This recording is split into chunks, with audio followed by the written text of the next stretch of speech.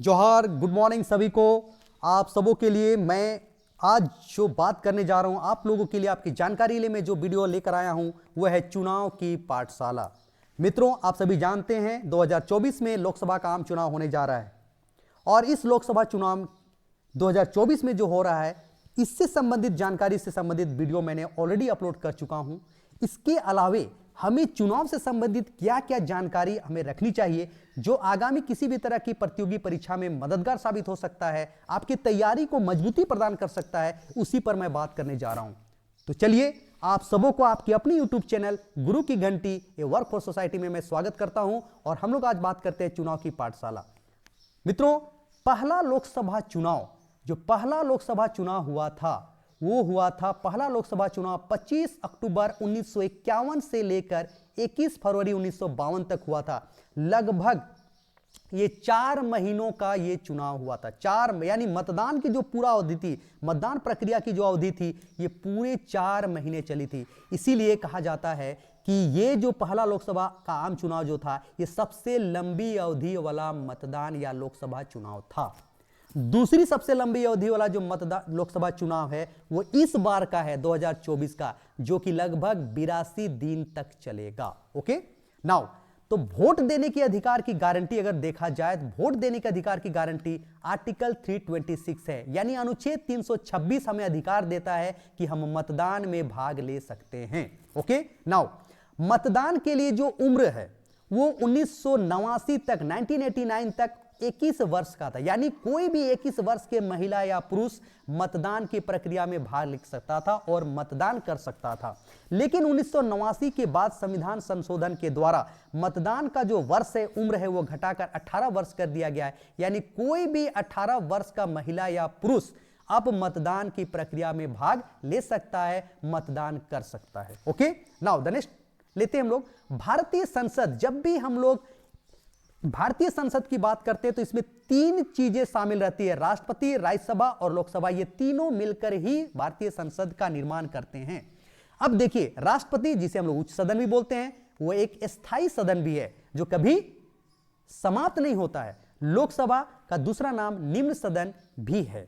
Okay now, Lok Sabha में सदस्यों की संख्या कितनी है, यह भी क्वेश्चन बार बार पूछा जाता है। लोकसभा में सदस्यों की संख्या 545 है, जिनमें से 543 निर्वाचित होते हैं और 2 का क्या होता है, मनोनयन या मनोनीत होते हैं।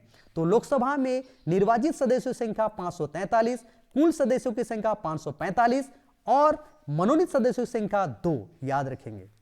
यानी अगर किसी भी दल को बहुमत या संसद में बहुमत प्राप्त करने के लिए, लोकसभा में बहुमत प्राप्त करने के लिए 272 संसद सदस्य होने चाहिए।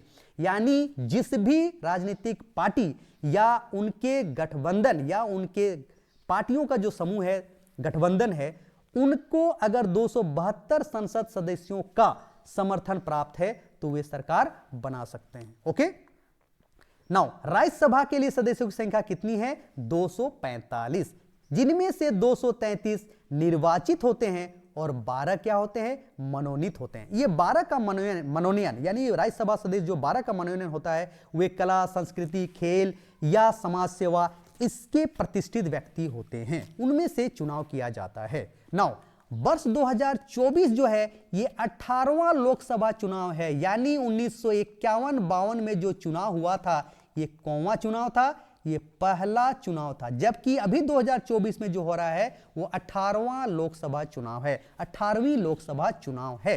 ओके नाउ नेक्स्ट क्वेश्चन, पहले लोकसभा चुनाव के समय देश के मुख्य चुनाव आयुक्त कौन थे, सुकुमार सेन। पहले लोकसभा आम चुनाव के समय देश के मुख्य चुनाव आयुक्त थे सुकुमार सेन। जबकि 18वां लोकसभा चुनाव जो 2024 में हो रहा है के समय मुख्य चुनाव आयुक्त कौन है, राजीव कुमार। तो ध्यान दीजिए मित्रों, यह बहुत ही इंपॉर्टेंट जानकारी आपके लिए है। नेक्स्ट देखते हैं, पहला जब आम चुनाव हुआ था उस समय भारत के राष्ट्रपति कौन थे, डॉक्टर राजेंद्र प्रसाद। जबकि 18वां जो आम चुनाव हो रहा है इस समय भारत के राष्ट्रपति कौन है, महामहिम श्रीमती द्रौपदी मुर्मू। ओके नाउ, लोकसभा के पहले अध्यक्ष कौन थे, जीवी मावलंकर, यानी इनका पीरियड था 15 मई 1952 से लेकर 27 फरवरी 1956 तक। लेकिन यहां एक क्वेश्चन मैं आप लोग के लिए बता देता हूं, आप इसका आंसर कमेंट बॉक्स में जाकर देंगे। वर्तमान समय में लोकसभा के अध्यक्ष कौन है, यह जरूर आप कमेंट बॉक्स में जाकर टाइप करेंगे, मैं चेक करूंगा। ओके, नेक्स्ट क्वेश्चन लेते हैं। महिलाओं के लिए पहली बार चुनाव में मतदान की अनुमति कब दी गई थी, यानी महिलाओं को मतदान प्रक्रिया में भागीदारी कब मिली थी, किस वर्ष के चुनाव से मिली थी? तो मित्रों मैं बता दूं, पहले आम चुनाव से ही महिलाओं को मतदान प्रक्रिया में भाग लेने की अनुमति दी गई थी, इसलिए इसका उत्तर होगा पहले आम चुनाव से ही। ओके, नाउ लोकसभा का कार्यकाल कितने वर्षों का होता है? तो मित्रों इसकी अवधि होती है सामान्यतः 5 वर्ष, लेकिन राष्ट्रपति द्वारा इसे पहले भी विघटित किया जा सकता है। ऐसा कभी राष्ट्रपति को लगता है कि ये जो लोकसभा का जो है वो उसमें जो बहुमत दल है उनको अगर समर्थन प्राप्त नहीं है, किसी कारण से ऐसा लगता है राष्ट्रपति को, तो वो क्या कर सकता है, पहले भी विघटित कर सकती है। ओके, स्वतंत्रता के पश्चात अब तक कितने लोकसभा आम चुनाव हुए हैं? तो अभी तक 17 लोकसभा आम चुनाव हो चुके हैं और अभी हम लोग 18वां लोकसभा चुनाव होने वाली है। ओके, मतदान हेतु ईवीएम इलेक्ट्रॉनिक वोटिंग मशीन का उपयोग किस वर्ष शुरू किया गया था? तो इसका आंसर होगा 2004 से लोकसभा चुनाव या कहेंगे तो चुनाव के लिए हम लोग ईवीएम का प्रयोग कर रहे हैं। ओके, मतदान की न्यूनतम आयु पुरुष के लिए कितना है? मतदान की न्यूनतम आयु पुरुष के लिए कितना है? तो 18 वर्ष। ओके, नाउ लोकसभा चुनाव लड़ने के लिए उम्मीदवार की न्यूनतम आयु कितनी होनी चाहिए, यानी लोकसभा सदस्य बनने के लिए चुनाव उम्मीदवार खड़ा होने के लिए न्यूनतम आयु कितनी होनी चाहिए? 25 वर्ष, 25 इयर्स। ओके, अब हम लोग देखते हैं कुल लोकसभा सीट कितनी है? 543 है, जिनमें से 2 तो क्या होते हैं, मनोनीत होते हैं। ओके, तो इनमें से एसटी, एससी या सामान्य के लिए कितने सीटें हैं? तो देखिए, लोकसभा के 543 में एसटी के लिए आरक्षित 47, एससी के लिए 84 और जनरल 412। तो इस तरह से हो गया 543। तो ये भी वेरी वेरी इंपॉर्टेंट आपके लिए आंकड़े मैं आपको लेकर आया हूं। कुल 543 में से 47 एसटी रिजर्व सीट है, 84 एससी रिजर्व सीट्स है और जनरल कैटेगरी के कैंडिडेट 412 सीट्स के लिए फाइट कर सकते हैं।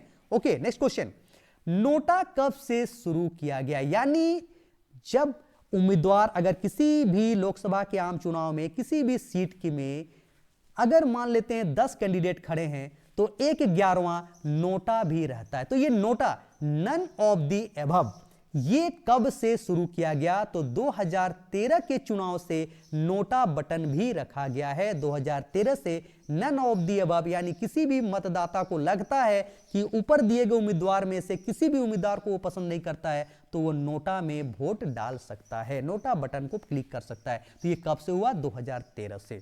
ओके, राजनीतिक दलों को चुनाव चिन्ह कौन आवंटित करता है? तो कौन आवंटित करता है? चुनाव आयोग करता है। अब एक प्रश्न आता है कि राष्ट्रीय पार्टी बनने की क्या शर्त है, यानी कौन कौन से राष्ट्रीय पार्टी हैं, इसको भी हम लोग देखेंगे। तो राष्ट्रीय पार्टी बनने की 3 शर्तें हैं। इन 3 शर्तों में से 1, 2 और 3 में से कोई भी एक शर्त अगर कोई पूरा करता है, कोई भी राजनीतिक दल पूरा करता है तो उसे राष्ट्रीय पार्टी की दर्जा दी जाती है, उसे राष्ट्रीय पार्टी का दर्जा मिलता है। तो पहला शर्त क्या है? कोई भी पार्टी राष्ट्रीय पार्टी बन सकती है यदि 3 राज्यों के लोकसभा चुनाव में 2% सीटें जीते। कोई भी पार्टी को अगर राष्ट्रीय पार्टी की दर्जा प्राप्त करना है तो किसी भी 3 राज्यों के लोकसभा चुनाव में 2% सीटें उसे जीतना है। दूसरा शर्त क्या है? 4 लोकसभा सीटों के अलावा कोई भी पार्टी लोकसभा में 6% वोट हासिल करे या विधानसभा चुनाव में कम से कम 4 या इससे अधिक राज्यों में 6% वोट प्राप्त करे। देख लीजिए, ये दूसरा शर्त है। तीसरा शर्त है कोई भी पार्टी 4 या इससे अधिक राज्यों में क्षेत्रीय पार्टी के रूप में मान्यता रखे। कोई भी पार्टी 4 या इससे अधिक राज्यों में क्षेत्रीय पार्टी का दर्जा रखे, मान्यता रखे, तो उसे राष्ट्रीय पार्टी का दर्जा दिया जा सकता है। यानी इन तीनों शर्तों में से कोई भी एक शर्त पूरा करने पर उसे राष्ट्रीय पार्टी का दर्जा दिया जाता है। तो देख लीजिए, ये तीनों शर्त आपके सामने है। ये तीनों शर्तों को मित्रों अच्छी तरीके से देख लीजिए। अगर कोई भी तीनों शर्तों में से कोई भी एक शर्त को कोई भी पार्टी पूरा करती है तो उसे राष्ट्रीय पार्टी का दर्जा दिया जाता है। ओके,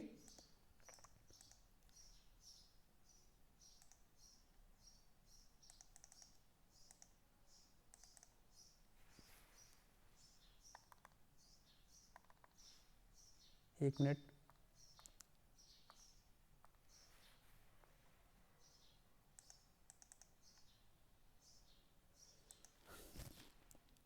मेरे पास कोई टीम नहीं है, जो भी मैं करता हूं आप लोगों के लिए, ये जो मैं वीडियो बना रहा हूं बहुत ज़्यादा डिजिटली फ्रेंडली भी नहीं हूं और बहुत ज़्यादा आप समझ सकते हैं बजट भी मेरे पास बहुत ज़्यादा नहीं है कि मैं आपके लिए बहुत ज़्यादा कर सकूं।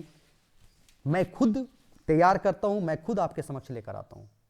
ओके, तो इसलिए बीच बीच में कुछ टेक्निकली इस तरह से आ जाती है, तो चूंकि मुझे एडिटिंग की कोई आइडिया नहीं है, लेकिन फिर भी मैं प्रयास करूंगा आपको के लिए कि आपकी किसी भी तरह की प्रतियोगी परीक्षा में आप सफल करें और मेरे जो मिशन जेपीएससी मेंस 2024 है, इसके आप वीडियो को सभी को देखें।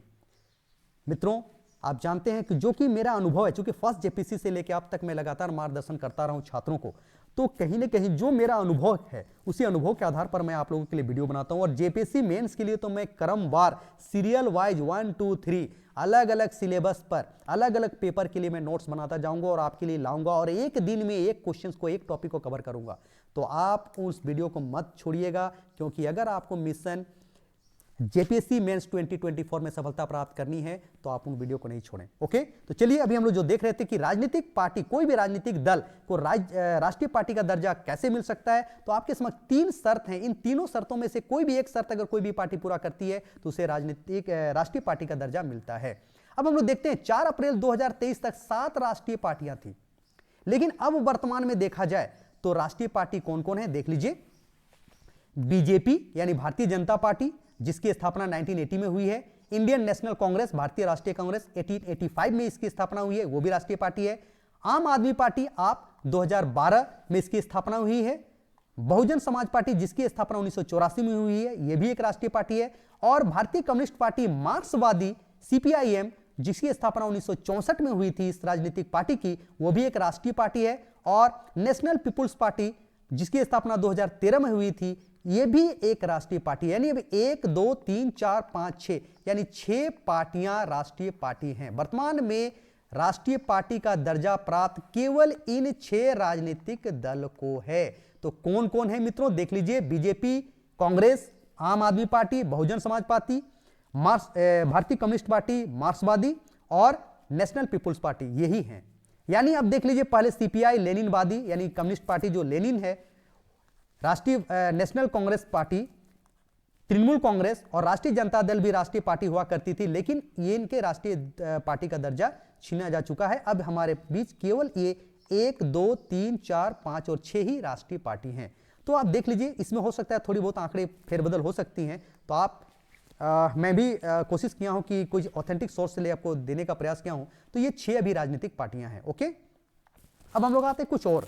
अगर हम लोग देखते हैं 2019 और 2024, इन दोनों जो वर्ष हैं कि लोकसभा का जो आम चुनाव हुआ है, इसमें मतदाताओं में क्या फेरबदल हुआ है देख लीजिए।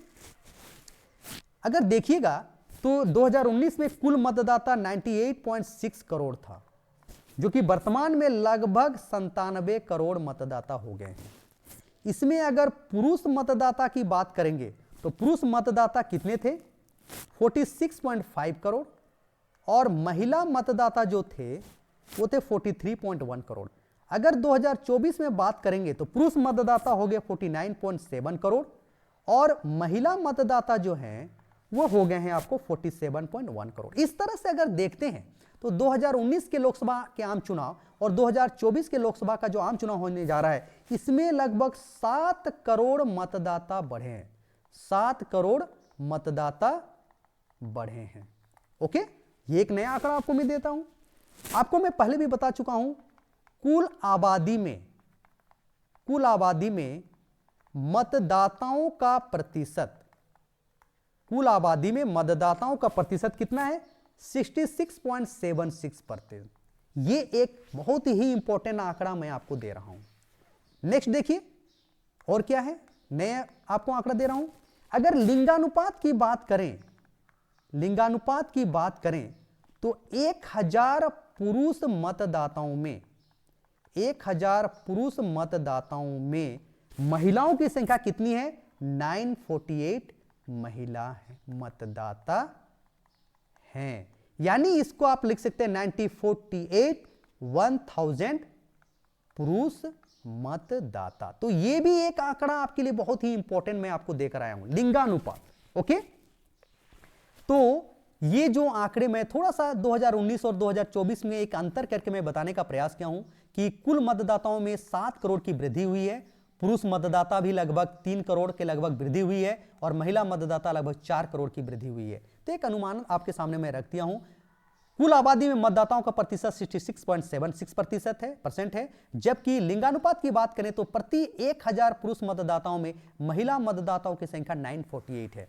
तो मित्रों, ये भी वीडियो जो आपके लिए मैं लाया था, कहीं ना कहीं आपको चुनाव की पाठशाला टॉपिक से मैं लेकर आया था, तो इस वीडियो को भी आप अच्छी तरह से देखिए और आप अपने नॉलेज में वृद्धि करें, यही मेरा कोशिश रहेगा। और आने वाले इसी तरह का वीडियो मैं लेकर आऊंगा। तब तक के लिए आप सबों को जोहार, धन्यवाद, आदाब। आप स्वस्थ रहें और तैयारी करते रहें और आगे बढ़ें। ओके।